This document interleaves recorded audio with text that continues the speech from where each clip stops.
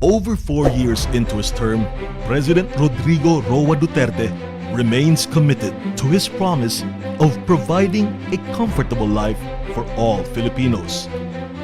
Since assuming office in 2016, the President has paved the way for progress and unwavering public service.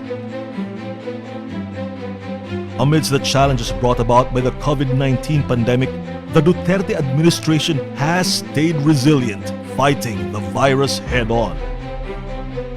With the Bayanihan to Heal as One Act enacted into law, the government was able to attend to the needs and provide services for all Filipinos, here and abroad. At the earlier stage of the implementation of the community quarantine, the government formulated the Social Amelioration Program to provide aid for the poorest of the poor among Filipino households. To ensure that frontliners were able to do their duties seamlessly during the COVID-19 situation, the government developed and launched the Rapid Pass system, allowing frontline workers unimpeded travel while also minimizing physical contact with authorities. Overseas Filipino workers are also well taken care of, with 2.5 billion allotted for Dole Akap, an emergency cash aid program for OFWs who were displaced by the COVID-19 pandemic. Repatriation efforts have also been put in place for Filipinos who wish to come home. President Rodrigo Roa Duterte also wants to provide for the basic needs of each and every Filipino, especially the poor. On April 17, 2019, the President signed into law the Pantawid Pamilyang Pilipino Program Act, which institutionalizes the said conditional cash transfer program. To uplift the standard of living and quality of life of the poor, the Magna Carta of the Poor was also signed into law. With health and well-being among the top priorities of the Duterte administration, the President has signed the Universal Healthcare Law, which automatically enrolled all Filipinos under the government's health insurance program. Meanwhile, Executive Order 104, which regulates the prices of drugs and medicines, making them more affordable and accessible to people, has taken effect last June 2020.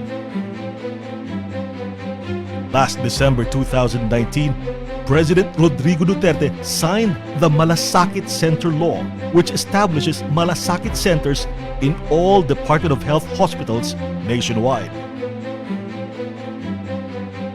The government, in its ceaseless response to the COVID-19 pandemic, continues to expand its COVID-19 testing capacity. The Freedom of Information Program, which is one of the Duterte administration's first initiatives to promote transparency, has held caravans for both local and global audiences. Knowing the importance of keeping people informed in times of crisis, the government has been holding virtual pressers amid the COVID-19 pandemic to keep the public up to date on continued government actions to address the situation. Giving equal importance to providing all Filipinos with access to education, President Rodrigo Duterte signed the Universal Access to Quality Tertiary Education Act, or the Free Tuition Law, in 2018. The government continues to pursue provision of education for all amid the pandemic, maximizing its resources as it looks to utilize distance learning. Even during these challenging times, the Philippine economy continues to remain stable due to the country's economic team's sound fiscal management. Various credit rating agencies from across the globe have accorded our country with commendable ratings, a testament to the resilience of our economy. To continue connecting the people within the Philippines' many islands and to sustain economic growth, the Duterte administration maintains its focus on infrastructure development. Under the Build, Build, Build program, several infrastructure projects have been completed, with more underway.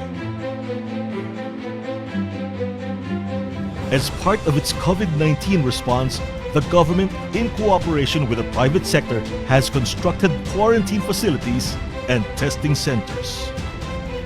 With the safety and security of the country being the utmost priorities of the Duterte administration, the campaign against illegal drugs continues.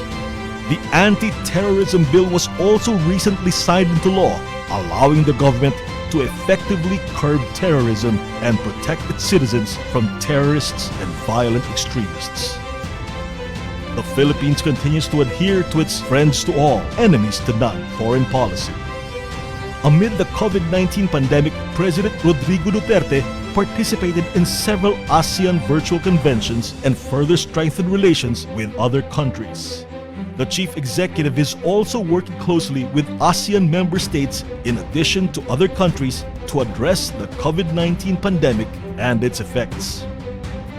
President Rodrigo Duterte has shown that even through these trying times, the Duterte administration remains devoted to fulfilling its promise of providing the needs of all Filipinos.